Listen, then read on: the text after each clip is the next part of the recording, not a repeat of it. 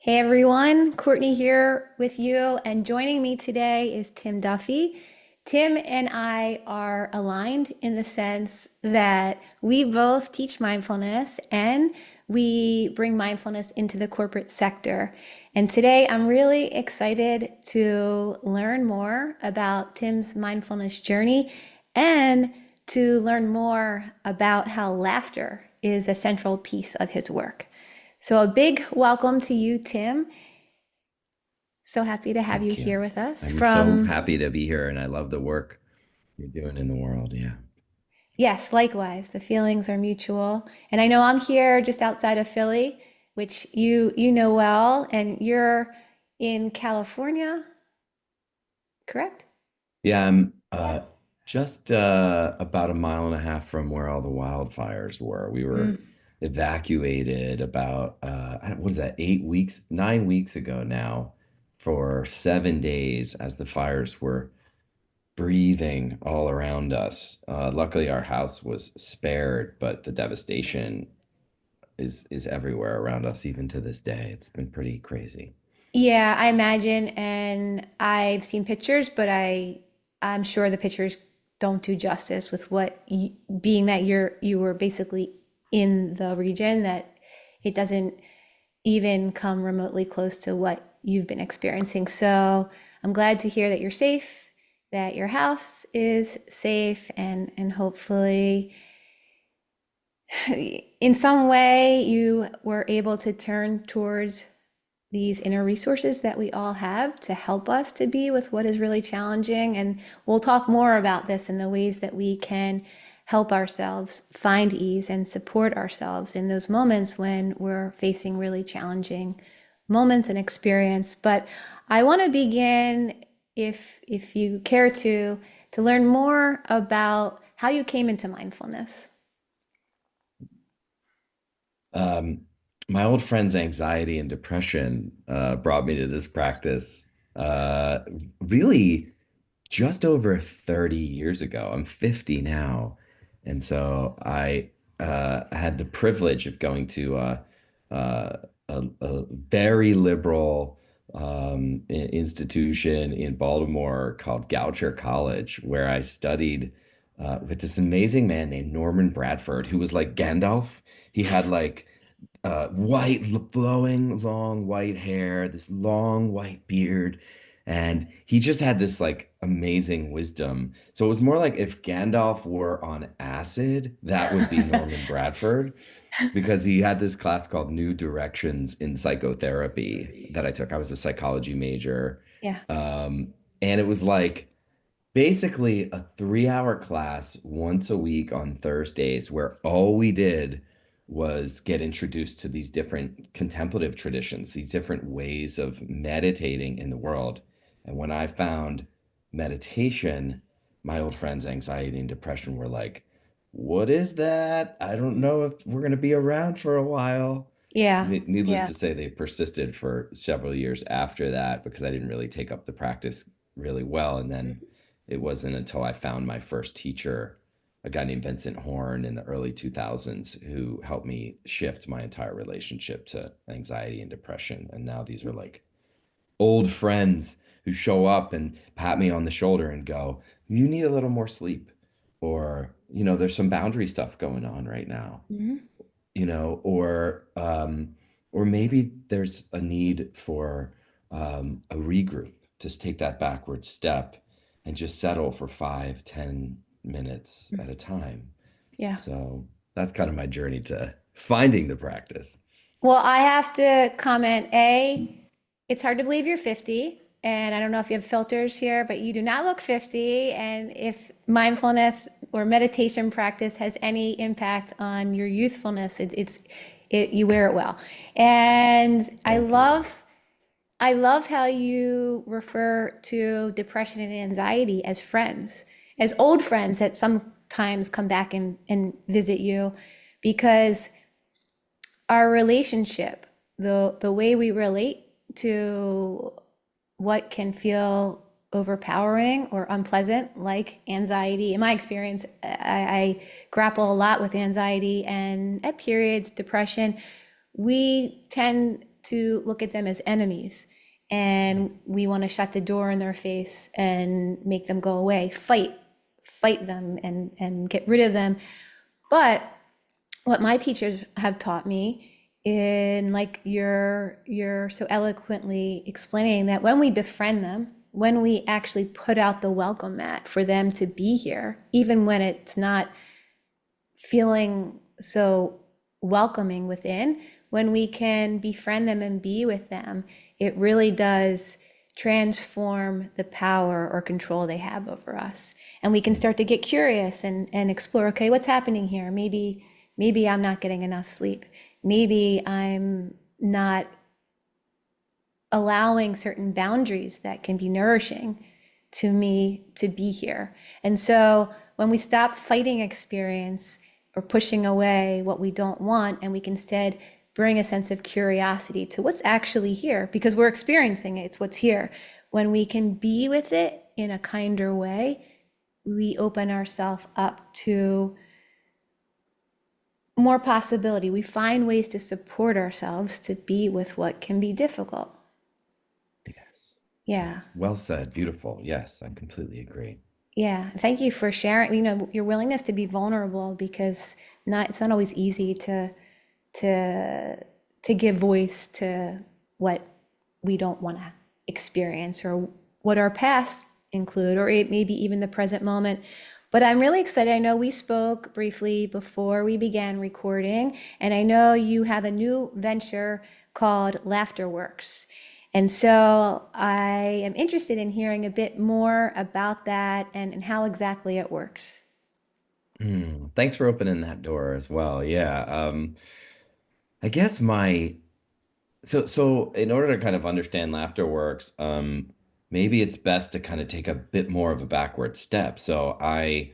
Um, I come to the practice of executive coaching and mindfulness teaching um, through the hard-won experience of working in the corporate world for 25 years, 23 years, or whatever. Um, I actually was a network executive for a very long time, ran a network out here in Los Angeles called Spike TV, launched it in the early 2000s, and oversaw the unscripted programming for that network. And in the background, while I was running that business, I was learning how to meditate. And it transformed my entire relationship to the stressiness of the entertainment industry and that very big job that I had, which originally I started out as like imposter syndrome. Like, am I okay? I'm from Philadelphia, by the way. I live in LA now, but I'm from Philly. And like, I remember kind of showing up in this town and going, I do not belong here. Like, I should be mowing lawns on the main line, like, which is basically what I did since I was 12 years old, you know? Yeah.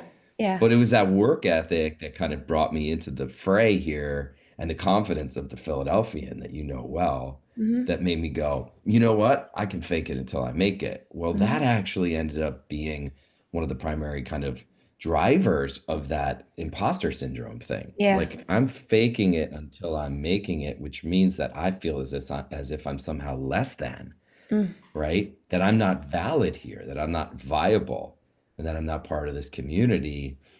And so when I started to turn towards all of those internal messages and befriend them and say, oh, Hmm. you're welcome here too. You're welcome here too, in the wide open space of awareness. And I started to kind of deconstruct and question like the validity of them. Well, these are like clouds in the sky, right? Yeah. These second guessers that show up and uh, try to convince me that I'm not okay. So when I started to kind of take that backward step and become like the sky, I was able to watch the clouds of my own self-doubt arise and pass without me needing to do anything about any of it, actually. So this practice really emboldened me to be able to connect with my employees, with my producers, with my directors, all the pitch meetings I was taking. And it resulted in a high degree of confidence on the job that, by a lot of measures, resulted in me being a very successful network executive. I couldn't hold that in. And so in 2010, I started teaching this stuff at MTV Networks, which was the parent company of the network that I was working at. And I started deploying these practices in corporate settings, and started to notice that from the C-suite down to the entry-level assistants, everybody could benefit from just simply regrouping around the breath, figuring out how to reboot oneself, no matter what is going on in the external world. There's always a way to regain a quality of spaciousness and joy, um, through the breath, through the body. And so Yeah. this really unlocked a lot for me.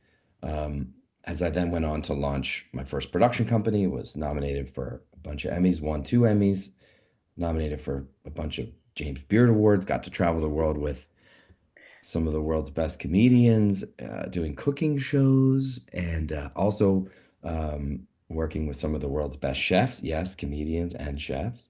I feel like I have to bow down to you. I knew you were successful, but man, I'm starting to get stage fright here across from you. I mean, you were very successful in the work that you did over the course of many, many years.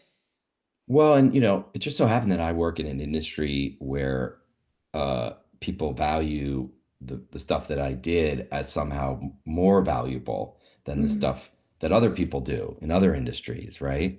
I can talk about the Emmys, I can talk about, the awards and all that stuff, but then I look at teachers, and then I look at and mindfulness teachers, and I Yeah. look at anonymous doctors, and I look at frontline healthcare workers, mental health workers, social workers, and then I look at the rank and file, who are working throughout the restaurant industry, who are Yeah. serving our food, and I think, and that's really what led me in the early 2000s to go, I'm not interested in shining all this light on me anymore. I want to help other people figure out how to bring their light into the world.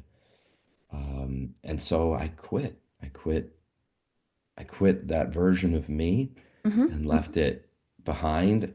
And now it still shows up and is an old friend, just like my Yeah. anxiety and Yeah. depression. But now I get to teach all the time.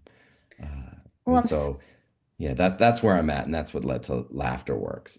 yeah, here I got so excited to hear about LaughterWorks. I'm so glad that you said, yeah, let's pause for a second. Let's go back because there's so much substance there and so much of a better understanding of how your past led to where you are with this new venture. And what I love about what you shared, I mean, I love a lot of things about what you shared, but that expansiveness, the way you were able to notice how you're being pushed and pulled by your thoughts and actually believing, like talking about the imposter syndrome, that you're not good enough, you don't belong here, and how you could become more of an observer, as if we are, our awareness is as expansive as the sky, and we can just see our thoughts like clouds moving through the sky and not having to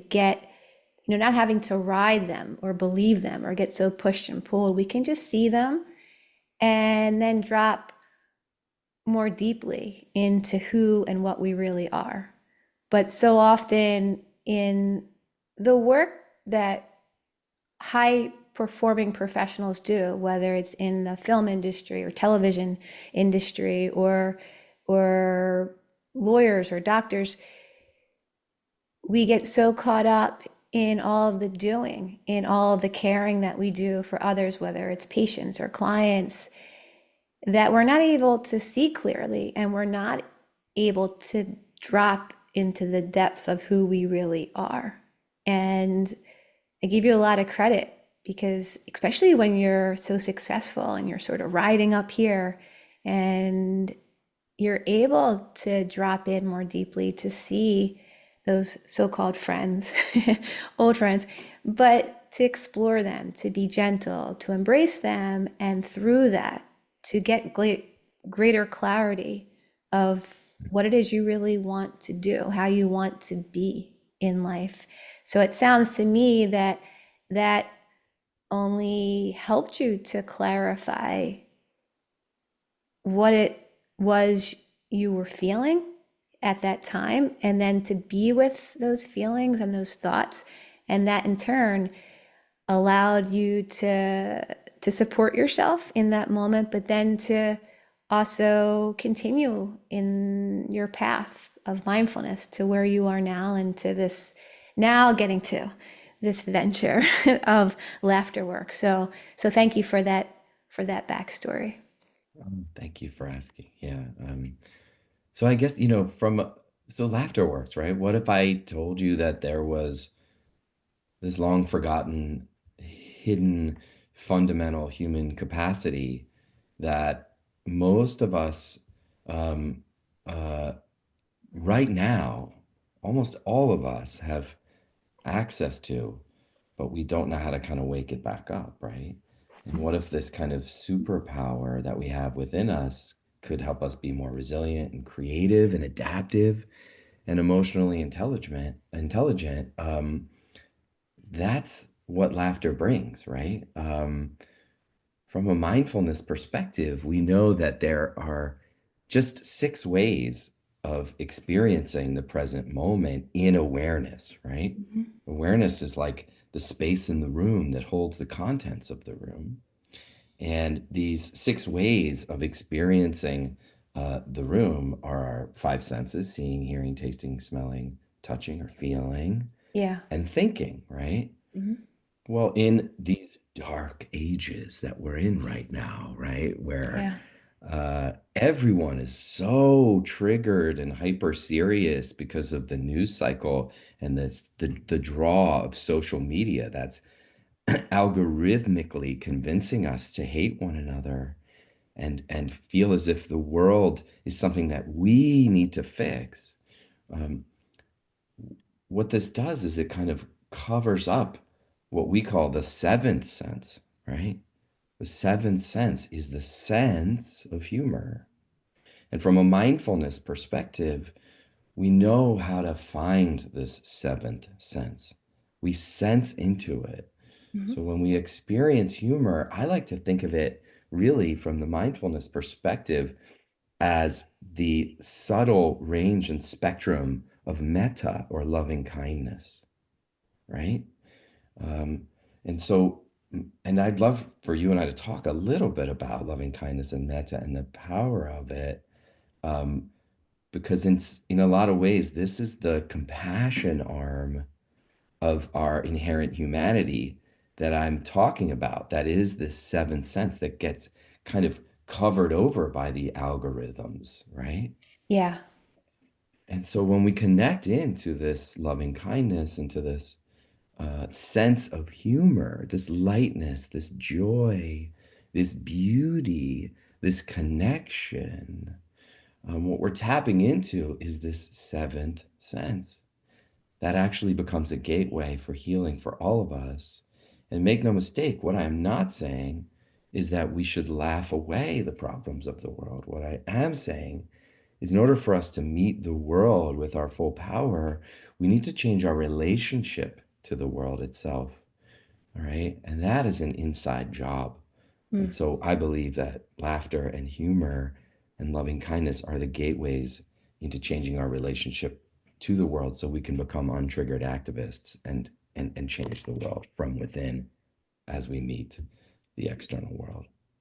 I love that. And as I notice a smile coming through, just hearing you describe it. And in fact, my whole sort of theme on LinkedIn this week was loving kindness. I'm in a program intensive with John Kabat-Zinn's son, Will Kabat-Zinn, online, and he introduced us to, or I had heard of it, but it's a deeper dive in this program, but he talks about the 4 protections. And these are not so much like a bodyguard, like a physical bodyguard, but more these mental protections that we can reflect upon. And they can have really impactful results. This week, what I was sharing with LinkedIn connections and on social media is loving kindness. And oftentimes, so I tend to, a lot of the work that I do is in the legal community. Having worked as a litigator for 2 decades, through word of mouth, through this bar association or this firm, I go into companies, law firms, and help attorneys who many a times are so conditioned to just fight with one another or to outdo the other person. And again, we want to be our client's most zealous advocate.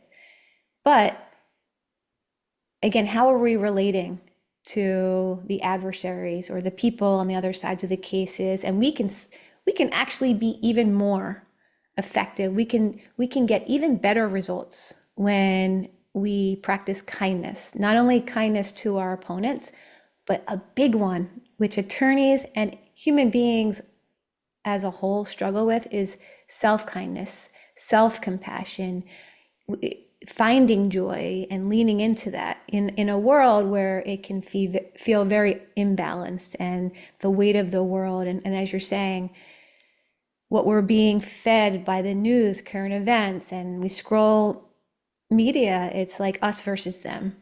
And that can Yeah. tighten us, that can make us feel very constricted. It can limit us in terms of creativity and possibility and finding creative ways to resolve issues. When we stop looking at others or situations as us versus them, and Yeah. we can practice more loving kindness, we open ourselves. We can feel a sense of more expansiveness, and we can find more calm and relaxation and feel safe within ourselves just as we are. And when we find that, when we can tap into even the tiniest bit, a little goes a long way. But it gets a bad rap. I think people think that if we're kind, that maybe we're complacent or we're a pushover. And so it's sort of turning that on its head a bit and knowing that that's a misconception, that by being kinder to ourselves, by noticing maybe the ways we're giving ourselves a hard time about not feeling good enough, or we didn't do this as well as we could have, or we should be working harder, when we can see all of that, and just as you've so beautifully described, let it be. Let us be as expansive as the sky. Let all those thoughts, feelings, emotions be moving throughout the sky, but let us drop in more deeply to the wholeness that is here. And loving kindness is a really powerful practice that can help us to connect with our innate goodness. So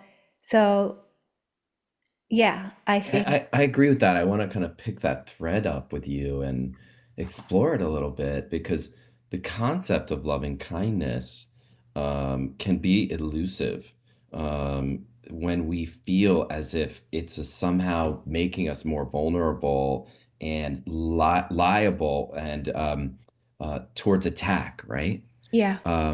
So I like the notion of loving kindness as manifest in a way of being in the world. And that way of being, one of my teachers, Jack Cornfield, Mm, um, who took it from his teachers, and there's no fresh teachings anymore, it seems yeah. like, which is kind of wonderful, right? We're all holding hands in a circle of human wisdom. But these teachers talk about a way of being in the world that embodies this notion of loving kindness is to act and speak to the benefit of self and other, and at the very least, to do no harm. And in some ways, this is a puzzle phrase, right? It's a puzzle to act and speak to the benefit of self and other. What does that look like to the cutthroat attorney who's known as a killer who Mm, crushes the deals? mhm, What does that look like to the high level entertainment executive who has to fire 3,000 people because the industry is failing right now, right? mhm, How do we act and speak to the benefit of self and other? Hidden within that statement is the notion of just simply pausing, mm, taking the backward step, and approaching the nebulosity, right? The uncertainty of things, the the fact that we really don't know what's going to happen in the next minute, let alone the next day or hour. And so, how can we meet the job, the task at hand, from a place of being beneficial to all parties, right? If that to me is an expression, a way of being in the world that allows us to become super, super powerful because it allows us to lighten the load. It allows us to lighten up so we can kind of strengthen up. If I clear my side of the street, Mhm. then I know that my side of the street is clear and I have smooth passage forward, right? I can't control the other side of the street. Right. So this is the interesting kind of like, this is where the drama comes from, the tightness comes from, the protective perspective of like, I will defeat you before you defeat me. Yeah. There is a better way. There is a better way. And again, we can't change, we can't control how others are, but when we clean our path, so to speak, or our side of the street, it changes how things unfold. That by us choosing how to respond skillfully in the moment, as opposed to using harmful language and just being reactive with others, when we pause and check in and really feel into the body, feel what feels most skillful, what's going to nourish me and what's going to support me, and we let that lead us in the moment, which is the only moment we know for sure. As you said, we don't know what the next moment's going to bring, but when we show up for ourselves fully from this more wholesome space, our our next moment comes out of this moment, and our doing comes out of from ourselves letting us just be, and to be as kind and to be as aware as we are of how we are towards ourselves, and being aware of what's around us as well. But we need to be willing to, you mentioned earlier, the inner work, to notice what's coming up for ourselves, to give ourselves that space to check in and to care for ourselves. And then we don't have to worry so much about the future or what will come or how things will unfold. When we show up as best we can for this moment, we can let the next moment kind of takes care of itself because of our presence and fullness in this moment. Beautiful. Yeah. Absolutely. I completely agree. And what is included in the presence and the fullness of this moment actually is a world that is filled with cooperation and love and interdependence. It's not a world that the algorithms would have us believe Mm. uh, is filled with hate. Um, the if each of us just kind of takes a moment to look around and recognize that someone built this chair that I'm sitting in and it works. And then when I'm at a red light, there's this beautiful human agreement, right? That the folks that have a green light go and the folks that have the red light stop. Yeah. And so when I put one foot in front of the other, the ground is there to meet me, right? I'm not having to do the ground, right? Mm-hmm. The Mm-hmm. ground is showing up for me. When I take this breath, it is not my breath, it is the breath of the world, of the universe, of Yeah. life. So we forget that there's this inherent beauty everywhere around us because we're so hooked Mm-hmm. by the drama, Yeah. right? And I think that's what we need to do is recognize the inherent beauty in the other, even if the other is attempting to harm us. At the end of the day, every single one of us just wants to be loved. And this is not a weakness. This is actually a strength. And this is a marker of high emotional intelligence that is represented in some of the most powerful people in the world. Can we just put what you said on a loudspeaker and just put it out into the entire universe? Because that's really powerful. And I think that if we can hear more and more of that, as opposed to what we're being pumped with, that there could be a huge transformation. And it's almost effortless. These are seeds that exist within each of us. And unfortunately, the seeds that are being watered more, it seems at times, are the seeds of hatred and divisiveness and fear and worry. But when we can start watering these seeds of connectedness and togetherness and love and care and compassion, that's so powerful. It's always Mm. here. It's always here, but it's dropping into it. It's shifting our attention and really feeling into it when other times we're just not aware. But when we let Exactly. ourselves, it's very grounding. Yeah, the quality of our lives is actually determined by the quality of our awareness, right? Hmm. Um, for your audience, I can almost feel the recoiling that takes place. I know it really well with the corporate work that I do. When people are like, love and kindness, it's like, ew, ew, ew, ew, ew. Yeah, But really, what we're talking about is remembering uh, who you really are, remembering that before you were someone, you were already laughing, right? We can yeah, see babies laughing in the womb. Before we have language, we have playfulness. Before we know who we are, we already know how to feel good.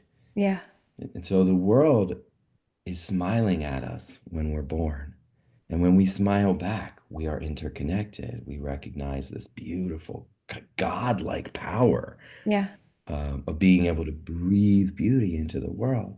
Hmm. Um, Over time, that gets covered up depending Yeah. on the individual circumstance. I think Um, that's why I love hanging out. I have three sons and they're getting big and they still laugh a ton, probably leaps and bounds more than we do sometimes as parents when we want to pull our hair out. But no, all kidding aside, it's palpable when you hang out with kids and you see how much laughter there is and goofiness and even my youngest, he's 8, but so many smiles, so many giggles. Speaking of which, you posted something so adorable on LinkedIn recently, and your daughter, she's adorable. Just seeing that image made me smile. But you were talking about how you weren't feeling so hot, you were under the weather, you were trying to get some sleep, and you were having a hard time falling asleep, maybe very aware of how crappy you were feeling. And then you did something very skillful and you changed your relationship to all the unpleasant sensations and feelings, emotions, and you called to mind a moment, I believe, when your daughter was giggling or a memory you had, and you, in turn, had some giggles come up for you, and it helped you to relax. And we all know that when we can rest our body and our mind, when we're feeling more calm and relaxed, that we incline ourselves in the direction of actually falling asleep. If that's what we're trying to, if we want to sleep. yeah, Otherwise, if we're calm and we want to do work, we can enhance focus. But in this particular situation, you were trying to get some rest. And so I'm interested in the science, so to speak, that the power of laughter. So if you could talk to us about how laughter can really benefit us both in mind and body, and then the ways you're bringing that into the corporate sector. sure. Thank you for that. The story that you're talking about was me taking my own medicine, right? If laughter is the best medicine, then those of us that teach how to use it in mindful ways should be able to take it ourselves, right? Yeah, And so I woke up snotty and gross and miserable, and my whole body was kind of like in this contraction mode, or, this your face sucks. I says it gotta all. right? I got to Yeah, get up tomorrow morning. This is terrible. And so what was happening to me was uh, the first arrow of being sick was being doubled and quadrupled and amplified by the second arrow of not liking being sick. yeah, And so my mind started to really activate. I'm sure your audience, all of us know that experience in the middle of the night when we wake up and it's like bing, bing, bing, bing, bing, bing, bing, bing, bing, bing. We're in the discursive mind. We're in the judgmental mind. We're in the I don't like this mind. That's called the yeah, default mode network or the overactive default mode network. I like to call this being stuck in the damn mind. So that night, I was stuck in my damn mind in the default mode network. And I remembered that, oh, the best thing for me to do right now is to disrupt the patterning of the default mode network. And so I called to mind, and this is the practice that we're talking about, this seventh sense. I called to mind instantaneously the visual of my daughter giggling, and I started to smile, and then I started to giggle in bed. And then I literally just steeped myself in it, right? From a mindfulness perspective, I turned towards the physical sensations of the smiling in my mouth. I turned towards the physical sensations of the spaciousness that was happening, right? Laughter increases oxygen and circulation and dopamine. All these feel good chemicals start streaming through the body, signaling to me that I am safe, I am okay. And what took over for me in that moment was the notion of, oh, my body is working. My body is working. And so the trigger for me, the good trigger, was remembering that I wasn't feeling well and I could do something about it in my mind. And so I deployed the humor prompt of my daughter giggling as a way to disrupt the activity of the default mode network and settle into my seventh sense, which told me I'm safe, I'm okay. And literally, I went back to sleep and felt fantastic. And then I woke up 2 hours later and it happened again. And I just Mhm. did it a bit again. And this time, instead of it being a minute and a half, it took me 15 seconds. Yeah. And this is what I'm talking about when we move about the world as if the world is trying to destroy us and harm us and we just want to change it. What if we could change our relationship to the world in 90 seconds or less? That's what these cultivated humor prompts can do when paired with mindfulness. And all this is spectacular. And the fact that I heard fantastic come out of your mouth, that you were feeling like crap and you healed yourself. You used your own medicine and you felt fantastic and you got some sleep. And what is so amazing about mindfulness is it's like a superpower in a way that I'm not discounting actual medication. Medication has its place and can be really helpful. But there are times when medication and the medical system can only do so much for us. And we don't realize how powerful we are, how we can use our minds to heal ourselves. It just takes a little pointing out. It's already innate, it's innate, it's here for each of us, it's within us, Mhm. but we can strengthen our ability to turn to these resources, to use them. It's like a refuge. But so many of us, as you're saying, like when we're younger, whether it's the laughter, we're in touch with it. As we get older, we lose touch, we become a bit disconnected, and it's easy to understand why in the world that we live in, why we are checked out. But with practice, we can turn towards these resources and we learn, we grow, we heal, and we can start to see how we actually create more suffering for ourselves. I like what you mentioned, that the second arrow is, for listeners and viewers who aren't familiar, that what Tim's was talking about is, I use the example all the time because I'm constantly walking into walls. Like I go to turn a corner and I stub my toe on the corner of the wall. Probably I need a little more sleep or something to that effect. But it hurts when we hit our pinky or our big toe or whatever part of our foot into the wall. It hurts. But then, pain, it's inevitable. It's going to happen if we walk into a wall. But we create an extra layer of suffering with the second arrow that we shoot ourselves with. And when we can start with practice to notice how often we get in our own way, how we create that other layer of unnecessary suffering, we not only can change some of our patterns and create more supportive and conscious habits that promote deeper well-being in mind and body, but we we find ways to be with what is challenging. We can really enhance these. I call them superpowers, but we can make them stronger, and in turn we become more resilient with not just Yeah. walking into a wall, but really challenging experiences in life. So Yes. Yeah, thank you. Thank you for giving that a voice. For I know the audience that I deal with a lot with working with attorneys who may think, ah, this isn't going to work. For a busy professional who doesn't have a lot of time to commit to a formal practice, but is, even though they're skeptical, they just want to see what is this laughter stuff about. Is there a quick practice you can share with us that we can taste the fruits of the practice? A- Absolutely, yeah. Yeah. Thank you for asking that.